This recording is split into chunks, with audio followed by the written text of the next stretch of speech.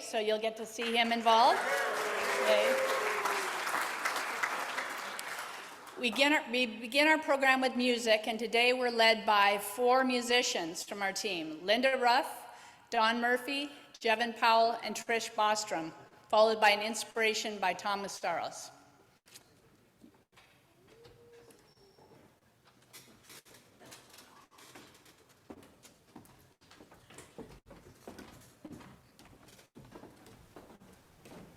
Welcome, everyone.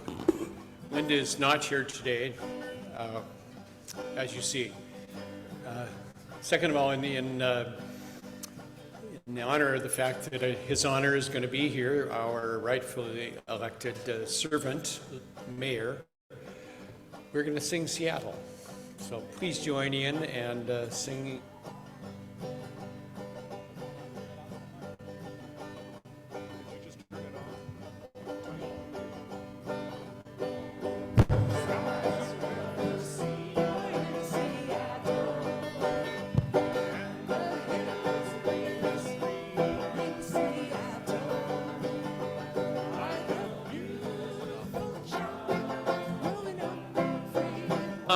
Full of hopes and full of tears, full of laughter, full of years, full of dreams that last the years in Seattle, in Seattle.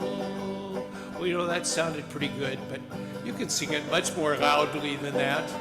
See if you can overcome me. Here we go. I'm sorry, I got something in my throat.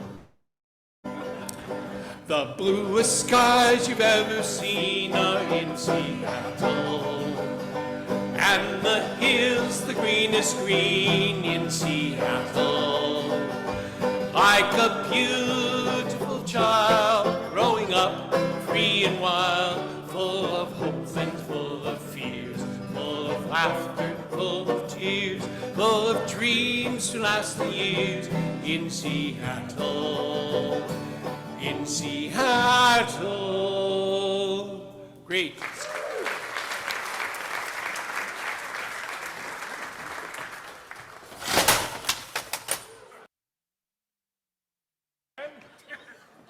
Clean up on all 3. Please be seated, please.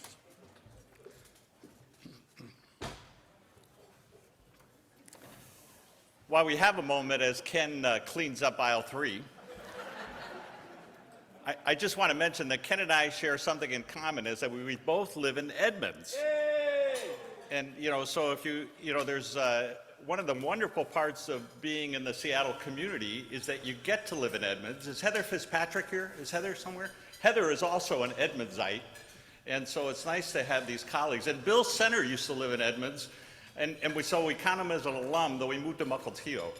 So, but we don't hold it against him that he did that. All right.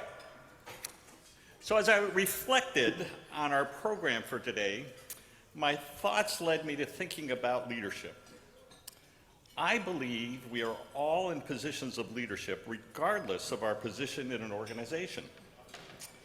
People all around us, our bosses, our colleagues, those who report to us, our customers, our clients, and many others we encounter every day, count on us to give leadership in fulfilling our responsibilities. Even today, examples of good leadership surround us. We have Nancy Cahill, our leader that we count on. We have Mary Golden, our staff, our key staff person who we count on. We have our video team, who I know the Zoom people are certainly counting on in the back of the room. We have our song leaders, and today we had 3 song leaders that we could count on to give us an inspirational start to our meetings. So we count on these people to fulfill their responsibilities. So I came up with these qualities of leadership. Leaders seek input and they listen. Leaders are always learning. Leaders have a can-do approach to life. Leaders act. Leaders are people you can count on.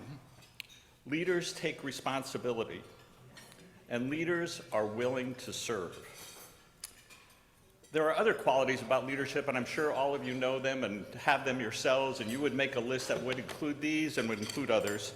But I came up with these 4 quotes on leadership. Leadership is about taking responsibility, not making excuses. That was from Mitt Romney. If your actions inspire others to dream more, learn more, do more, become more, you are a leader. That was John Quincy Adams. Leadership and learning are indispensable to each other. That was John Kennedy. A leader is someone who out of the clutter brings simplicity, out of the discord brings harmony, out of difficult brings opportunity. And that was Albert Einstein. We all need to be leaders. And in a few moments, we'll hear from the leader of our city, but he's counting on us to be leaders with him. Thank you.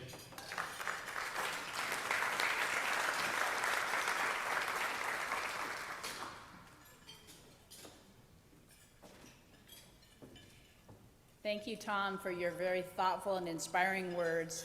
And our music team, thank you for Linda and Trish and Dawn and Jevin for getting us enthusiastically on our feet and doing a song we were a little rusty in, but we rallied that second time through. So it's now time to welcome our guests. As I read the names off, I'd love the guests to stand, and then at the end, we will acknowledge and welcome you all at once. With the Mayor's office, we have External Affairs Liaison Israel Rios, who's out greeting the mayor now, but we'll see him when he comes in. From Guild Mortgage, we have Cody McNeil. He is a volunteer with Uplift Northwest, and Gina Hall in our club is with him right now. He's a potential member.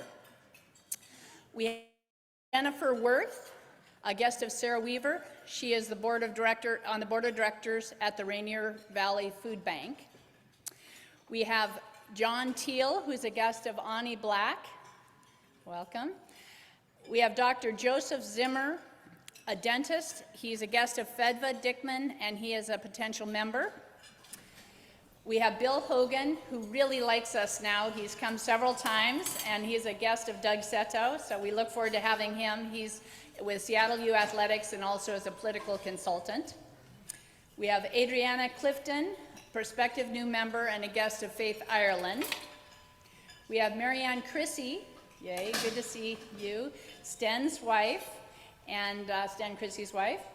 And then friends of and guests of Sten Chrissy are Leo and Michelle Rusin. Leo is with the Mount Vernon Skagit Rotary. They are both owners of the company Washington Bulb Company and Rusin Guard. And we also have Florette Gozen Richardson, who is a guest of Marcia Mutisi, and she is a potential member. So please join us in a warm Rotary welcome for our guests.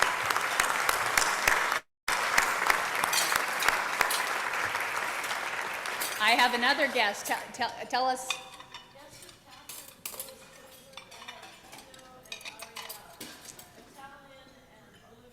Oh, wonderful. Thank you.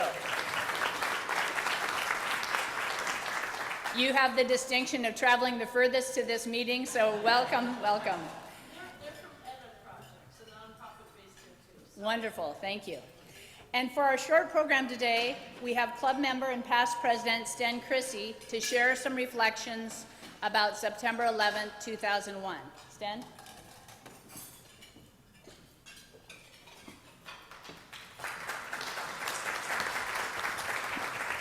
Thank you.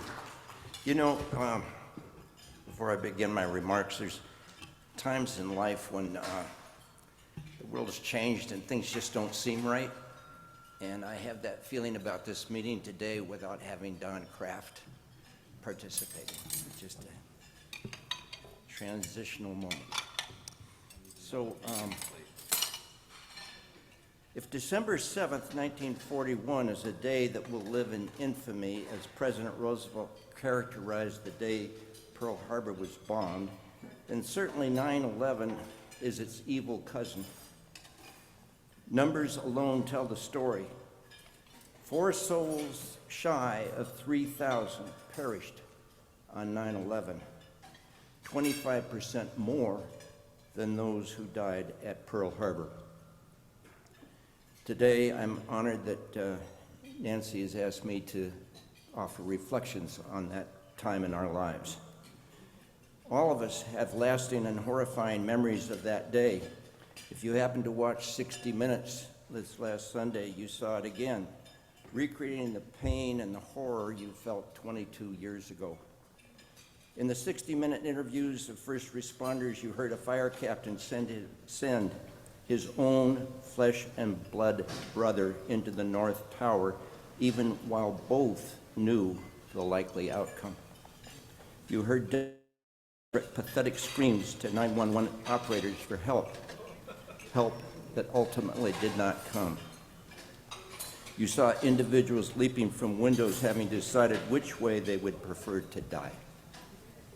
At that time in Seattle, I ran our family business, Chrissy Flowers and Gifts, and 2 days after 9/11, a Thursday, 22 years ago today by the calendar, I got a call from the Seattle Center events coordinator saying on Saturday the center planned to have a memorial tribute around the Seattle Center fountain.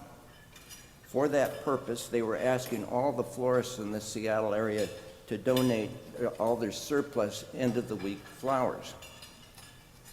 Whereas we, like every florist, were happy to make that small contribution, I had real concerns that these donations simply would not be adequate. I knew florists work hard to control their inventory losses and have as little floral product as possible going into the weekend. Having explained the problem, I volunteered to see what I could do. With that, I called my friend Leo Rusin, as Nancy said, owner of Rusengard and Washington Bulb Farm in Mount Vernon. And it pleases me no end to have Leo and his lovely wife Michelle here with us today as our guests. Any of you who have seen spring bulbs in Mount Vernon have seen Leo's fields, a gorgeous display of color covering the countryside nearly as far as the eye can see. Leo listened to my story and then asked if he could call me back. Not long afterwards, he called saying a truck was coming down to Seattle Center the next day, Friday, with some flowers. That morning, the truck arrived at the appointed hour, but to my surprise, it wasn't the truck that I had in mind. It was a semi-truck filled with 10 wooden pallets of iris, 20 boxes per pallet, 500 stems per box, a total of 100,000 stems of blue iris. While the Seattle Center events coordinator mustered a crew to get the flowers and water, I sped off to the Home Depot on First Avenue South to get buckets. I called the manager, explained our situation. Without hesitation, he donated as many of their 5-gallon orange buckets as we needed. Together with the center staff, we processed all those flowers, getting them ready for the next morning. The slides you will see now were taken that Saturday and Sunday. Besides Leo's blue iris, you will see a variety of flowers, most of which came from people's gardens. Everyone at the memorial site sensed this was a spiritual place. Not a word was spoken, not a sound was heard. People simply wandered and reflected in silence. It's in that spirit that these slides are presented.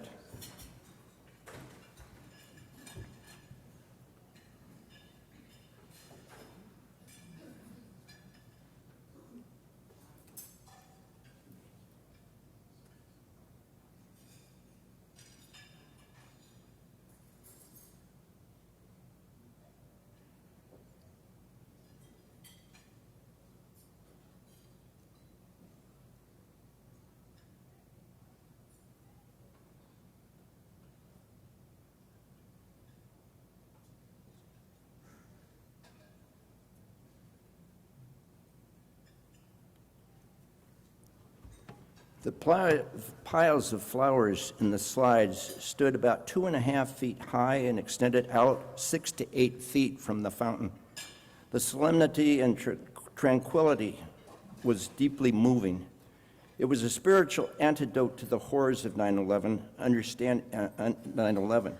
Understanding its significance, the Seattle Center gathered all the flowers from the memorial and composted them for use in their International Peace Garden. Today, you can visit that garden located a bit west of the Space Needle. It is identified by an International Peace Pole.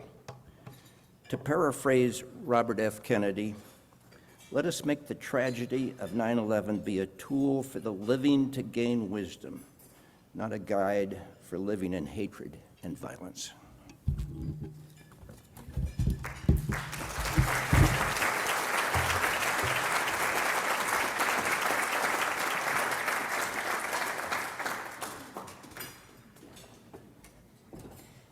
Stan, that was beautiful, and it was so fun to have the hands and feet of your friends from the Skagit Valley here to be able to give us a sense of the magnitude of what they did in their incredible efforts and donation of those flowers.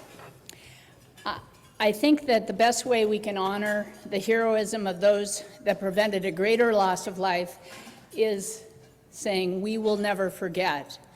So we have not only the 2,977 who lost their lives, but in the 22 years since, we've now seen how many were impacted by the health impact of the pollution and the tragedy of those that inhaled and lived around the fuel-infused towers and their debris. So I wanted to take a moment just to have a moment of silence in honor of all those who lost their lives that day and were affected for the years since.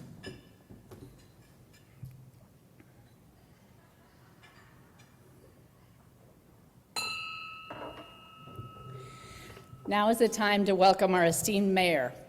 As we promised we would do, we let his office know that our Rotary Club did our best to prepare for this day by having a table talk last week. We spent 20 minutes in table talk to discuss the issues that we deal with in the city of Seattle and wanting to pull together those sort of comments and questions to share with our mayor in advance of this meeting. After Mayor Harrell finishes his remarks, we'll be having Ken Grant ask some of those questions of ours of the mayor. So a little background. Bruce Harrell was born and raised in Seattle, worked as an attorney before serving on the Seattle City Council. He is Seattle's first Asian American, first biracial, and second Black mayor. He grew up in Seattle's Red Line Central District with an African American father who worked for the city's electrical utilities, and his Japanese American mother worked for the city libraries. He graduated from Garfield High School and then received a Bachelor's of Arts in Political Science from the University of Washington and a law degree from the UW. He is proud to have played linebacker for the Huskies, especially when his team won a Rose Bowl. We were so proud of them then, yes. After several years, oh yeah, we get a little Husky applause on that. After several years as a lawyer handling technology and later public interest law, he felt a call to public service. He was elected to the Seattle City Council in 2007, re-elected twice, and twice was elected the City Council president by his peers. While on the City Council, he was a leader in racial equity, public safety reform, and economics and educational opportunities. In 2021, Bruce was elected mayor of Seattle. As he shared with us last year, he made a commitment to address the homelessness crisis with both urgency and compassion to ensure public safety for all communities and to restore trust, hope, and unity in local government and civic life.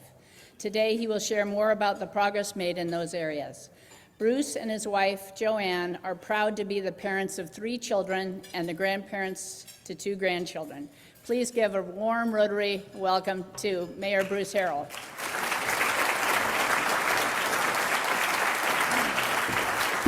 Thank you very much. Thank you, Nancy.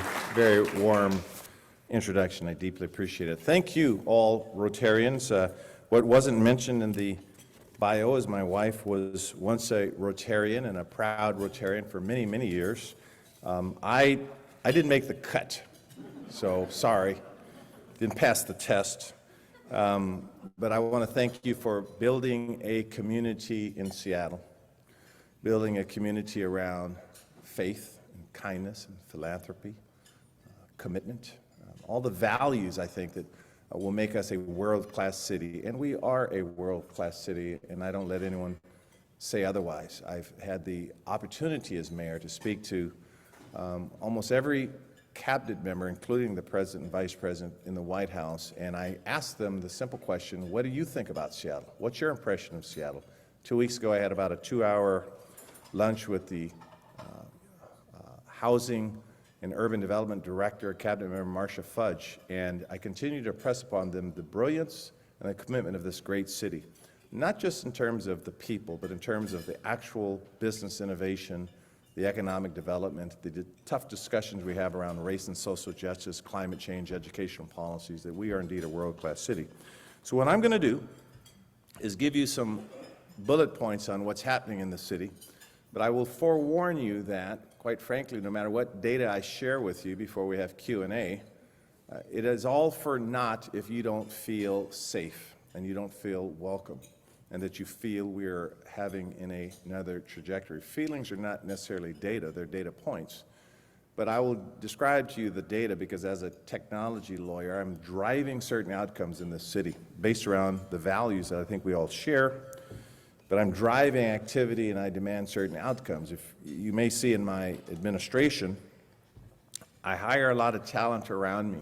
Very recently, we took the port president, Sam Cho, who I think is a rising star, a very brilliant young man. He works for a part of our team. I think many of you know Tim Burgess is one of my deputy mayors who's part of my team. Justin Harrell, who was an elected representative, is heading my climate policies. Gail Tarleton, who is a former elected representative and port commissioner, heads up all of my intergovernmental relations work, both federal and state. I can go down the list. Hamdi Mohammed, who is a rising political star as a port commissioner, heads up one of my departments. I have been very intentional about hiring smarter people than myself to be around me. My leadership style lends itself toward realizing that I don't have to be the smartest person in the room. I have to be smart enough to get the right people in certain core competencies. On one given day, I have to speak about potholes, and the next day I have to speak about educational policies, and the next day I have to speak about public safety. And while I think I'm pretty well versed on what makes a good ecosystem or good systems thinking in terms of developing policies in the city, there are people that have core competencies, and so that's what you're seeing coming out of my administration. I'm going to talk about public safety first. So between January of 2023 and July of 2023, Seattle has reported nearly a 17% decrease in all major reported crimes and a 13% decrease in reported violent crimes. So we are trending the right way. But what's equally important, as I said earlier, that if people don't feel safe, these statistics are meaningless. And the first thing I had to do when I took office is, quite frankly, change the narrative of what mayors do, what mayors say. Just a few hours ago, I spent, without any embellishment, because I know I'm being recorded now, I spent about an hour and a half in front of the Seattle Times editorial board being cross-examined by very informed editorial board members on almost every issue in the city, and it was about housing policies and what we're trying to do in our housing arena. So I'm already warmed up for these tough questions after, so I've done my layups. Sorry, Drew, I've done my layups. I'm ready for some tough plays. I had to change the narrative on public safety because I don't think people realize that is my charter responsibility first. We could talk about business acumen or business policies, tax policies, climate change, but my first charter has to be to make sure we are safe, our babies are safe, my grandchildren are safe, your brothers and sisters are safe. People who are blind can walk streets that are safe. Mothers can roll with strollers down the street and feel safe. And so what I said was, number one, I'm not abolishing a police department. I'm not defunding a police department. We're going to change the narrative because I'm going to lean into my charter responsibility to make sure employees and employers feel safe. So not only are we trending in the right way, I think that people understand that the narrative that I say as mayor is aligned with what the people want. And you'll see in city council races, I think, if things go the right way, that the alignment between elected officials and the people are better aligned. because I think sometimes that in funky Seattle, some politicians get misaligned, and one way or the other to still get elected. I digress. SPD has recovered illegal firearms at a record pace. We know that there are guns out there, too many guns in the wrong hands. We know that. We recovered 869 guns, SPD, through July. Now, officers must be able to continue this critical work to keep guns out of the wrong hands, to prevent violent crimes and communities safe. That is the data that we've done. So far this year, SPD, in collaboration with state and federal partners, we have seized over 2 million fentanyl pills. 2 million, okay? Last month alone, Seattle Police Detectives, along with our federal partners, seized 30,000, last month, fentanyl pills with a street value of over $200,000 during a single narcotics operation. So what I've decided as a mayor is to make sure that my partnership with our federal partners, talking about where these pills are manufactured, how they're made, who are selling them, that we have these coordinated efforts to clean up our streets. This is not a war on anyone. This is a protection measure to make sure that we are saving our children, saving our youth who are dying from poison. The continuing cooperation between SPD and the federal law enforcement is showing the interruption of the flow of illegal narcotics in our community, and we are holding traffickers accountable. In July, our office announced a spending plan of $27 million toward enhanced treatment facilities, new addiction services, and improved overdose response. I have zero appetite to arrest anyone that's sick. I have all of the appetite, Rotarians, to treat people who are sick. And so you'll see that the $7 million that I announced of a plan that will go toward capital investments in facilities is a treatment strategy while I talk about cleaning up our streets. One does not exclude the other. I'm going to move off of public safety because I think there might be some questions. I'm going to go toward homelessness and housing. People want to know why I want to clean up the streets, because I don't want anyone to die in a tent because of heat exhaustion or they're freezing to death. To do nothing is inhumane. So in the second quarter of 2023, a unified care team, a care team that I actually established, a new process of making sure I get all these people that are doing God's work to help people. The unified care team coordinated 554 referrals to shelter. That's a 21% increase over the same time last year. The UC team, the unified care team, removed over 1.6 million pounds of debris from public spaces. 1.6. Now, you may not have an appreciation for how much work that is, but let me just say this. I believe in a clean city. My wife would tell you I am almost OCD about cleanliness and order. I understand she likes putting her purse on the kitchen table when she walks in, although that's not where it's supposed to go. I understand she likes putting her shoes, well, she's not here. I hope she doesn't watch this. But I just think that it's hard for me to think and hard for people to process when things are just run amok. And so what we're trying to do is making sure that in all areas we're cleaning up pounds of debris from public spaces. Even with rising requests, the UCT provides timely responses to neighborhood concerns, with 98% of the requests being triaged within 3 days. Again, we measure it, we look at our outcomes, and we try to improve it. With respect to housing and homelessness, again, you'll hear the reason why I was in front of the editorial board is I have proposed a $970 million housing levy to meet the needs of the urgent housing crisis. That's supporting the development of over 3,100 units of new affordable housing throughout the city and serving more than 9,000 low-income individuals and families. And let me talk a little bit more about this just quickly. Thank you very much.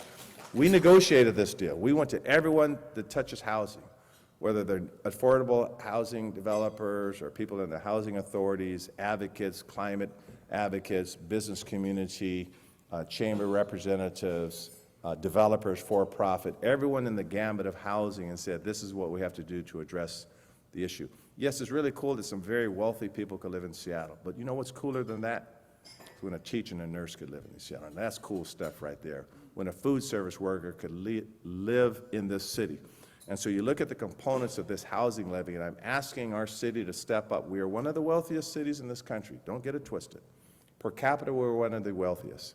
Now, with that becomes I think, the burden and the obligation to make sure that people that are falling through the cracks, like my mother and father, who were not college educated and they just worked simple jobs, the people who are falling through the cracks have a place to call home here in Seattle. So it has to be very intentional, and so that's why I met with the editorial board, and hopefully they will get behind this very collaborative effort that we've put together from the housing community.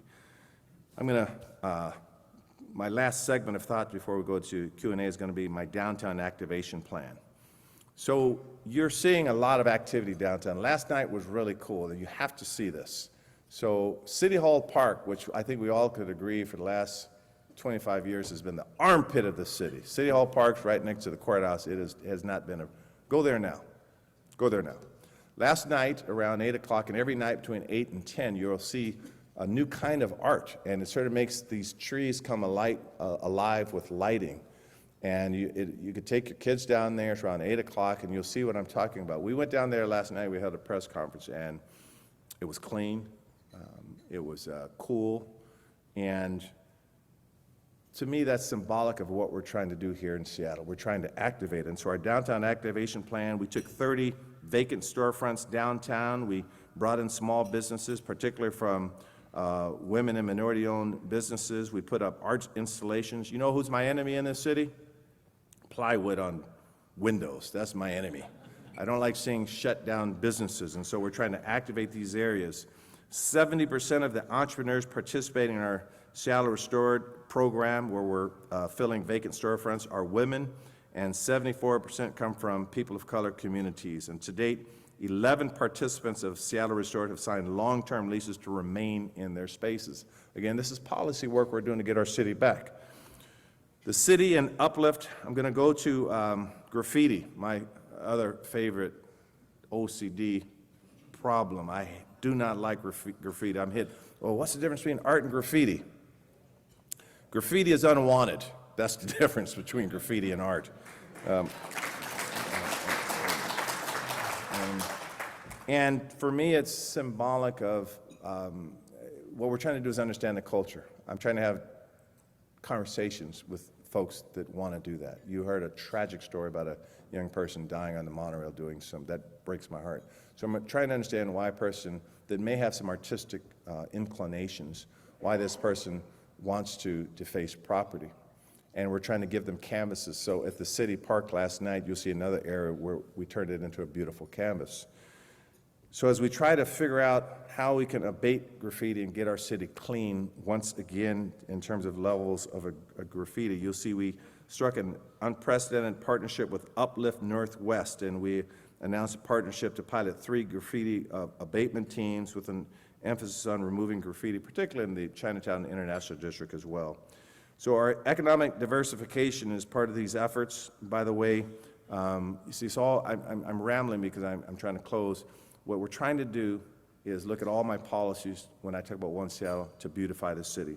So when you look at something that every mayor has kicked down the road, which is our industrial lands policy, our maritime and industrial lands policy, I got it passed because I looked at my wife worked she retired from Microsoft after a couple of decades of a career, and she worked in telecom before that. I get the high tech. I was a high tech lawyer, telecom lawyer myself. I get biotech. I get natural sciences. I get our great university system, but not everyone's going to write code for Microsoft. We have some great port, maritime, industrial land jobs out there that pays a great living wage, and we're short of workers. So what we did is we took the industrial lands in our 84 square miles of our city, and we said, this is good for industry. This is good for high tech. This is good for housing.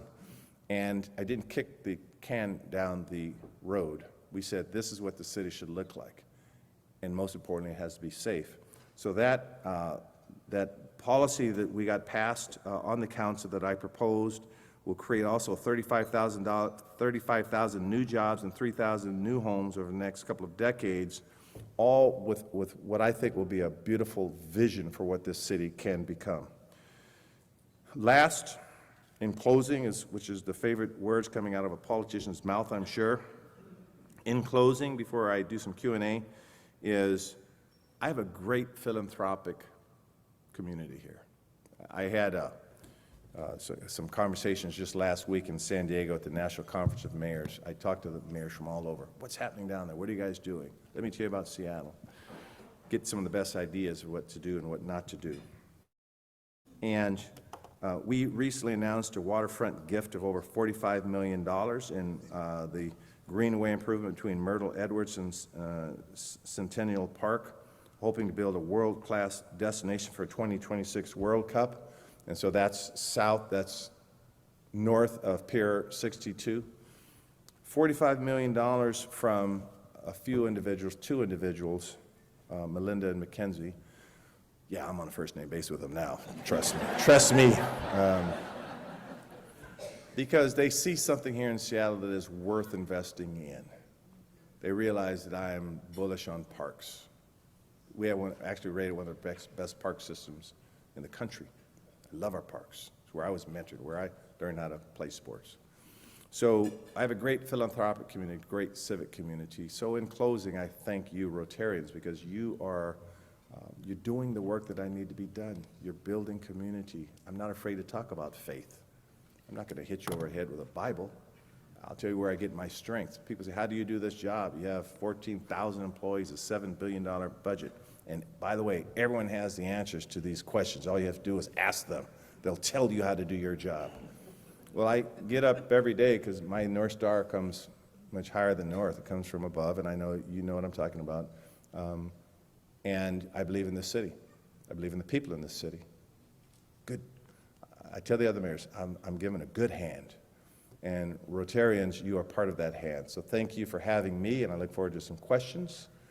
And again, thank you for building community. Thank you very much.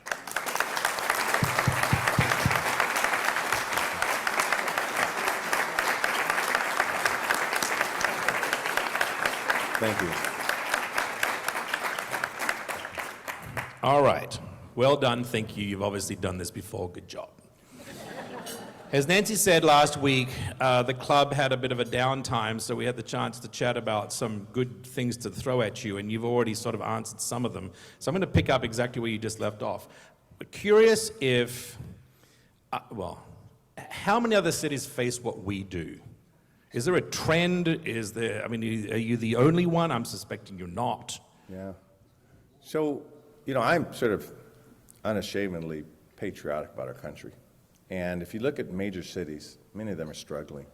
Los Angeles has over 75,000 people who are unhoused. Heck, I don't have to go that far. Let's go down to Portland. I cracked a bad joke about Portland, by the way. There were a bunch of Portlanders in an audience, and it was a church function. I was the keynote, and there were churches from Portland. I simply said, hey, when things get really bad here, at least I say, we're not like Portland. And the Seattle people laughed, Portland did not. I was thinking, not good.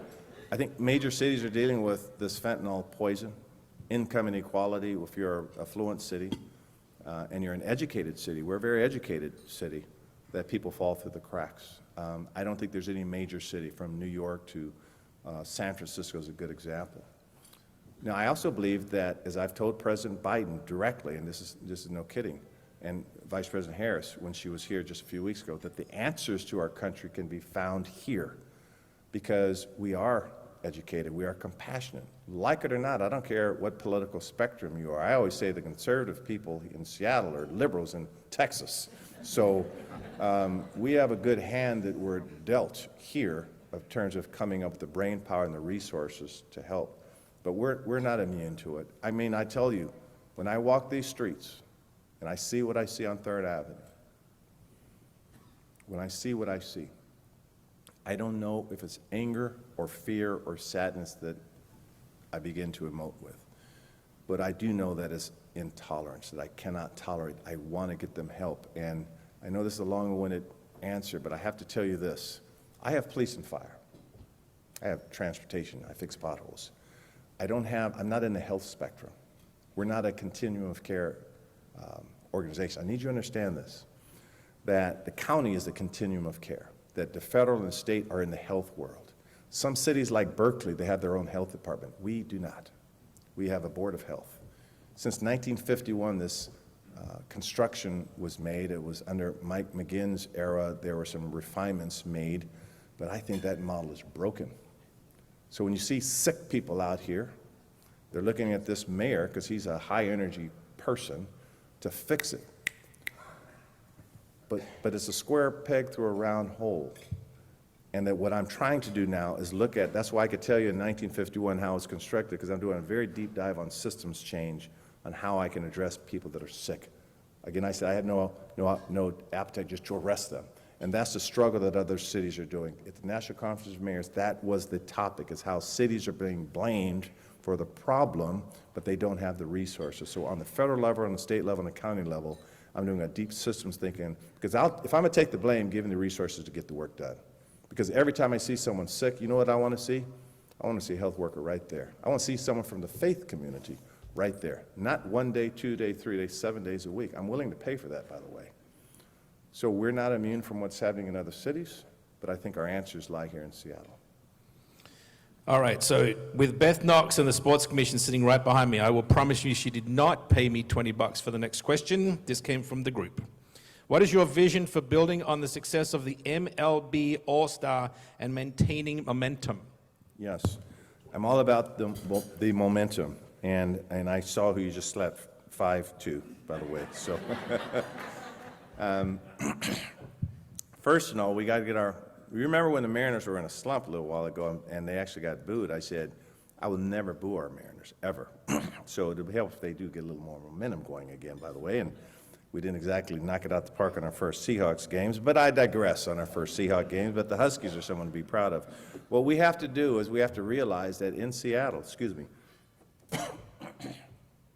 people will come when good things are happening. You saw our activation around off of Denny Street. We're converting areas to pickleball. Pickleball is hot right now, and you get someone old like me that could play, and I didn't realize, and my wife just took a lesson a couple of weeks ago. So we're going to look at conversion of pickleball courts. We're going to just want to bring people downtown. Where I see closed buildings, what I'm trying to impress upon the landlord crew is, if it's closed, at least put some artwork up. So it's all about activation, bringing activities. We had for the first time, again, unprecedented last weekend, we had some basketball tournaments for boys and girls.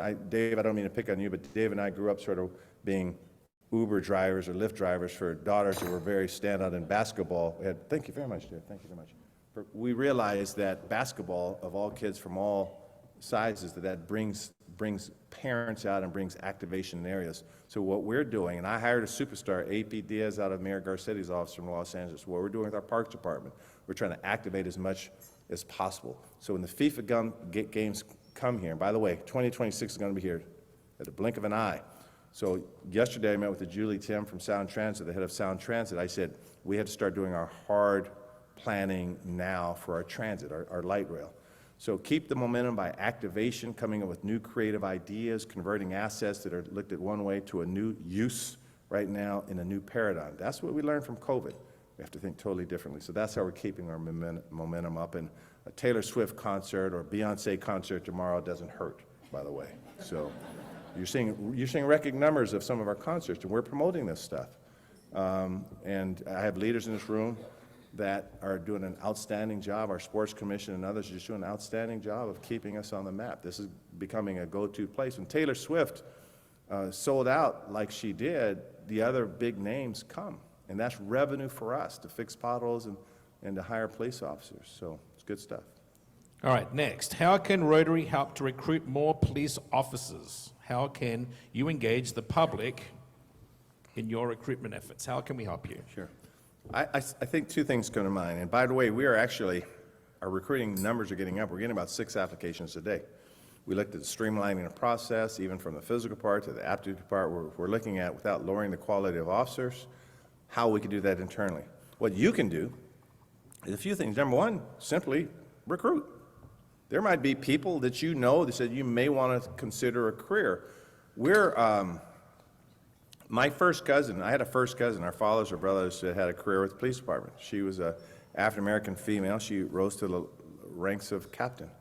I'm around officers all the time, and it's a great, fun career, very challenging.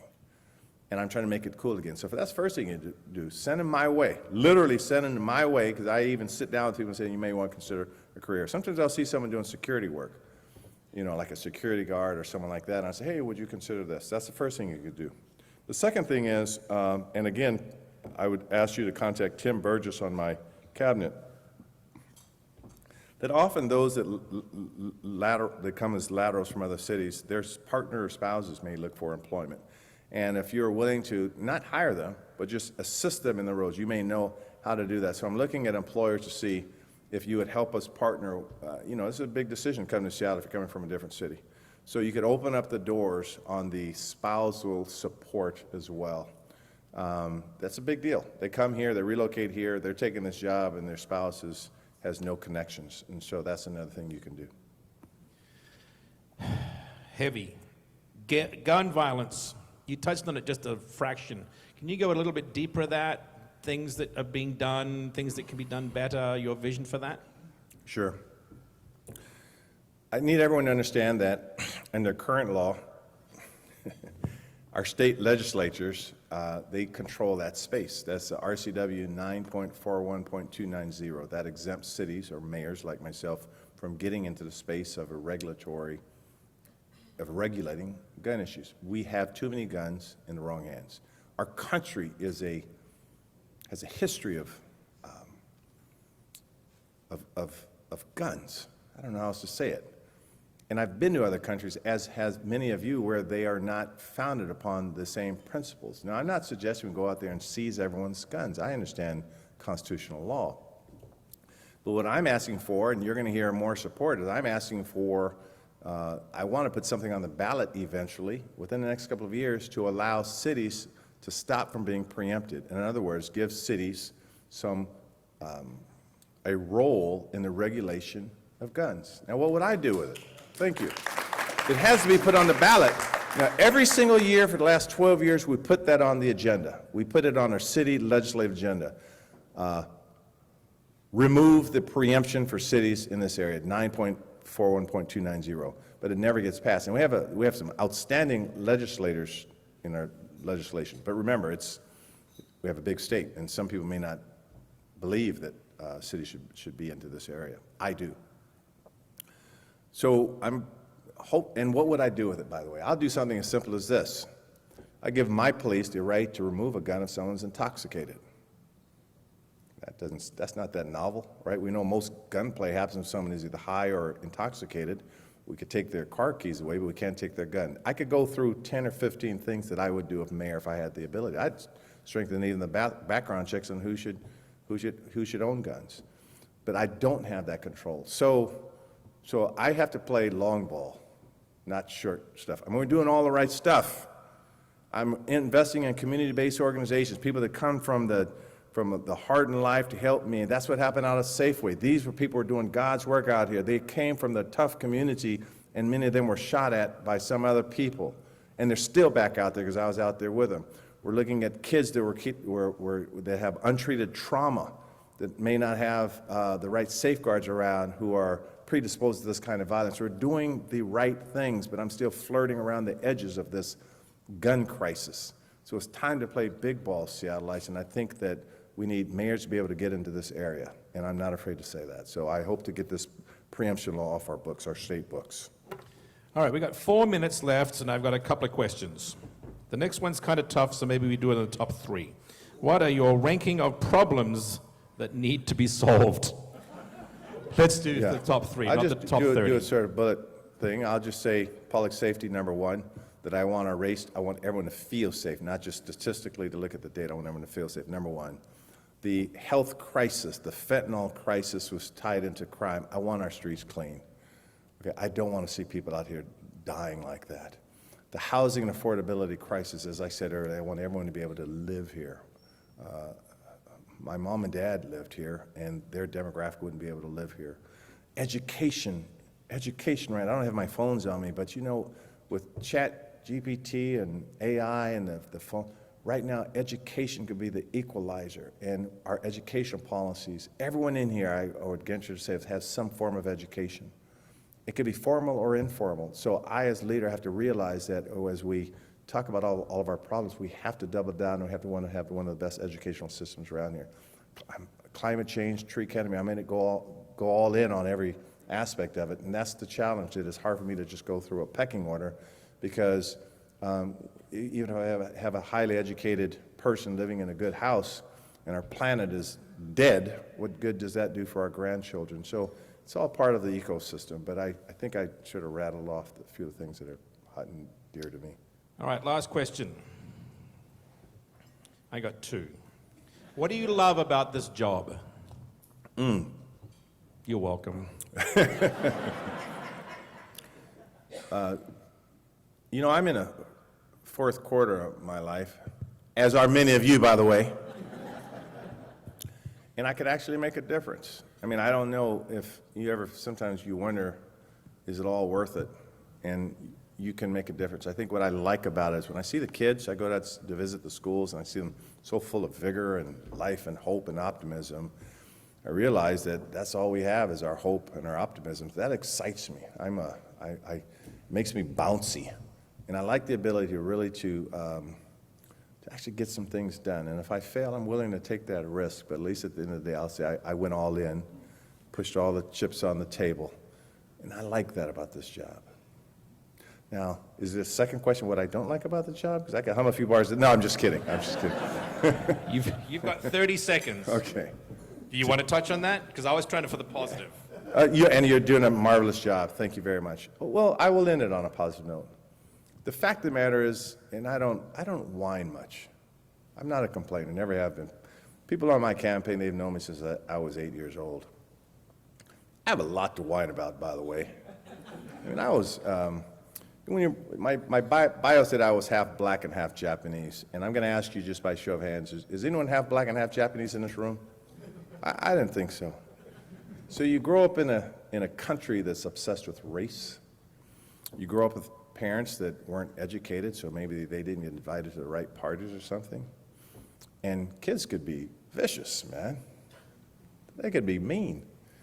And lucky for me, I met the right wife, and I went to the right schools.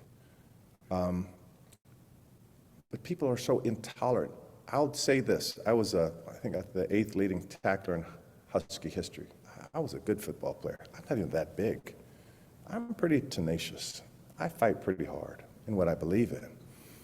I work 7 days a week. My security is standing around here, make sure none of you shank me. They see me working 7 days a week, on average 12 hours a day, 10, 12 hours a day. I will get this city back. But some people are so brutal. I have more talent in this pinky than some of them have, but yet they seem to be experts on so much. They're on the sidelines. That drives me crazy. And I ask all of you that, quite frankly, if you're not active politically, if you don't vote, you don't help out in some way, you don't go to a forum, you don't get behind a candidate, I have a little time for you. I have a little time for you because everyone in this room is a beneficiary of some good policies. Everyone here. So I have little tolerance for apathy or people on the sidelines. There's just people that are overly critical all the time. But that's only 5% of my day. The other 95% of the day, I surround myself around positive people. God has been good to me all day long. I have my health. And I close by saying, Rotarians, you know, I generally don't come back to the same group very often, but I'll always come back here because I know you're building the community and building the Seattle that I want. So I'm honored that you took some time to hear from me. Thank you very much.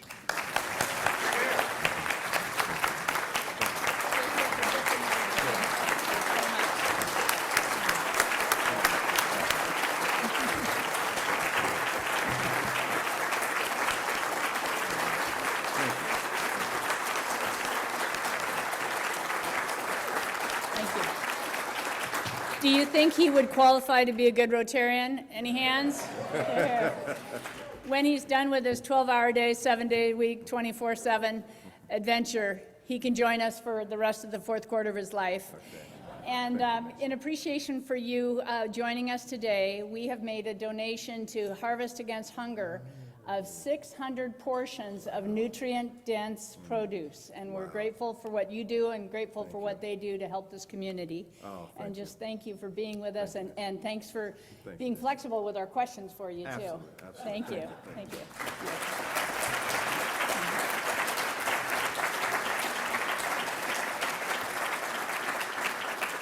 So we have Ken Grant sharing today's announcements.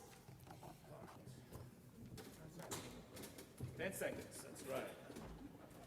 First of all, thank you so much for welcoming me back. I feel very welcomed and very special. Secondly, as you all know, I'm a useless reader. But I'm going to try and read all of this.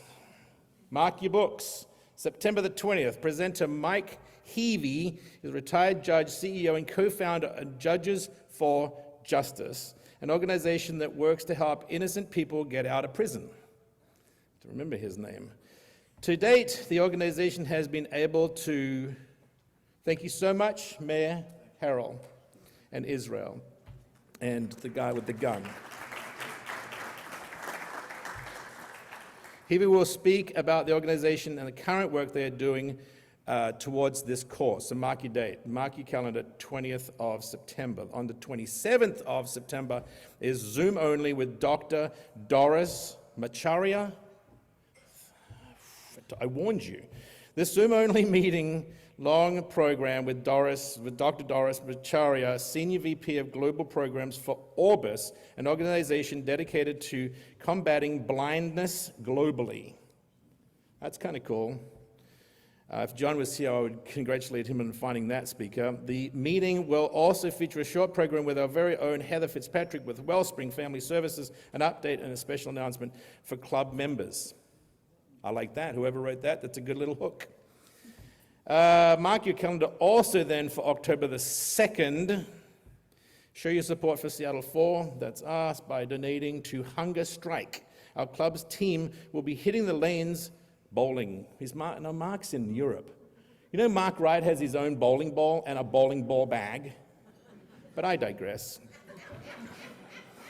We'll be hitting the lanes, God, you've missed me, in a few weeks, and would appreciate your monetary support. If you've got a phone, which everybody does, with a camera, which everybody does, please hit that QR code and start donating today.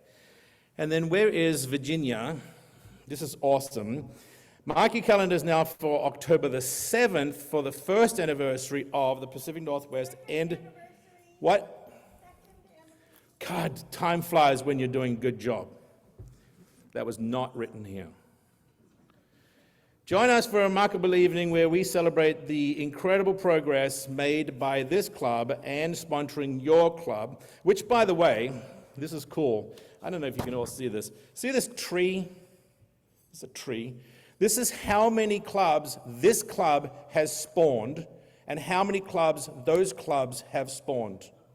This is, if you want to see it, it's like crazy. I don't have that much time, nor that's a lot more words, but that's a lot of clubs that we have generated, including yours. So anyway, there's a celebration going on. There's a date over, an address over there. Apparently, they'll be featuring red and white wine. I read this. That's what stuck with me. Red and white wine. So we've become very, very. There's also a special guest, Ashley Breyer, who's the CEO of Three Strands Global Foundation. Listen, mark your calendar for all these things. Thank you so much for having me back. Miss you all. Good job, Nancy.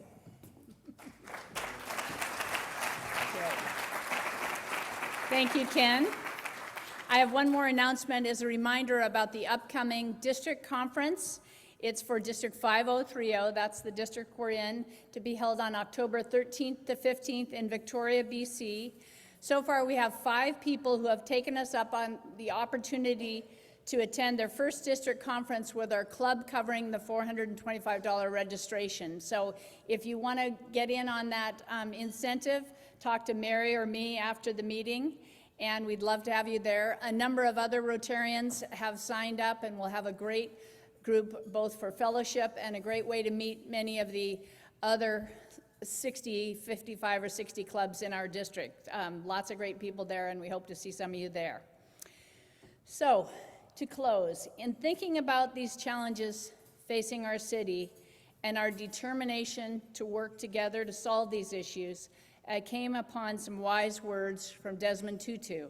And many of us fourth quarter people remember the privilege of having him here in our club. But Desmond Tutu said, there comes a point when we need to stop just pulling people out of the river. We need to go upstream and find out why they're falling in. We're adjourned.